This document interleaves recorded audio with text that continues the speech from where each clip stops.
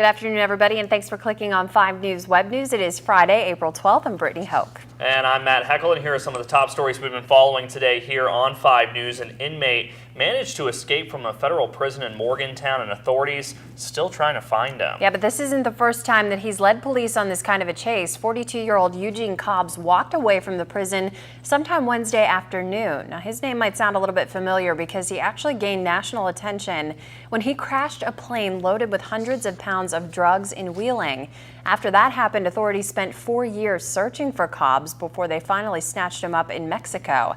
Investigators said that he has a few unique tattoos, including one of a tiger on his upper right arm. If you know where he might be, you're asked to call the U.S. Marshal Service. Their number is 623-0486. And an explosion in Tyler County yesterday sent 4 people to the hospital at around 7 o'clock last night. Crews were called to the Twin Hickories compression station near Wick, where there was an explosion with some storage tanks on fire. Now, 3 people had to be flown to the West Penn Burn Center in Pittsburgh, and a 4th person was taken to Sistersville General Hospital. There's no word on any of their conditions right now. The cause of that explosion is still under investigation.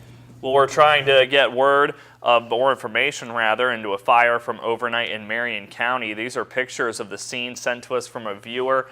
Crews were called out to a little after 1 o'clock this morning to the house on the 300 block of Hill Street in Mannington.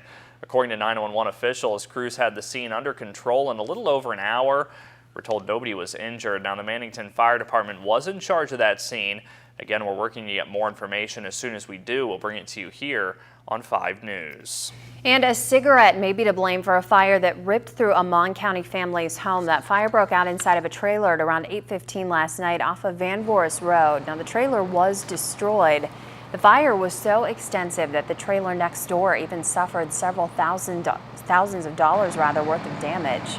The cigarette butt was in the bedroom, apparently in a duffel bag, put in a duffel bag. The duffel bag caught on fire.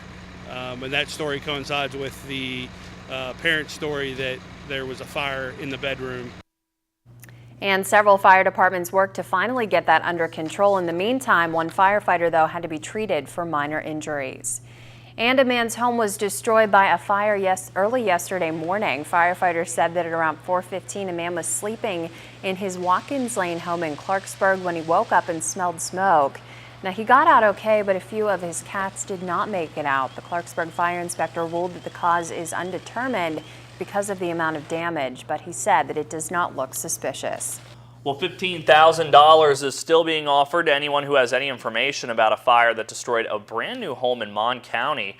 That fire broke out around 2:30 on Saturday morning at a home in the Shiloh subdivision off of Cheat Road.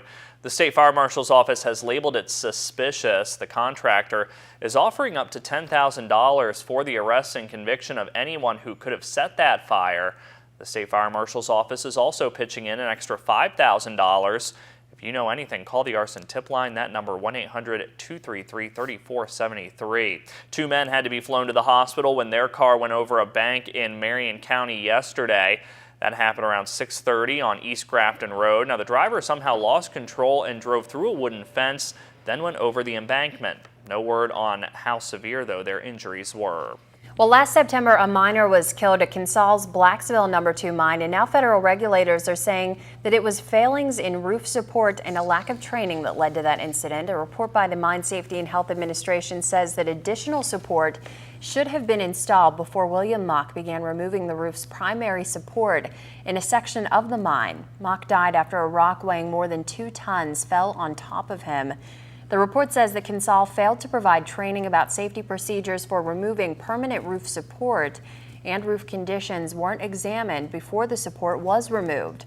Kinsol was cited for several violations. Now, MSHA says that the company has taken corrective measures. And let's take a quick look at what our newsroom's working on for tonight. For First at 5 and 5 News at 6. First up, we're going to have the very latest on a law named for a local teen who went missing and was recently found dead as it heads to the Senate floor. And just 2 days ago, it was nothing, but now a brand new playground is up and running. We're going to give you a sneak peek tonight, and cooler temperatures and rain move into the area for the weekend. What a bummer, but we're going to tell you how much you're going to get and when those warmer temperatures will return. That's coming up tonight on First at 5 and 5 News at 6. A little bit of a spoiler alert here. The cold front is pretty short, so we can deal with it. Just in time for the weekend and out for Monday. Perfect timing, right? you're always such a downer. I don't try to be. Little rain cloud Sorry. on this party I was trying to throw here. That's going to do it for us. Be sure to tune in tonight for First at 5 and 5 News at 6. Until then, Miss Sunshine. Have a great day, everybody.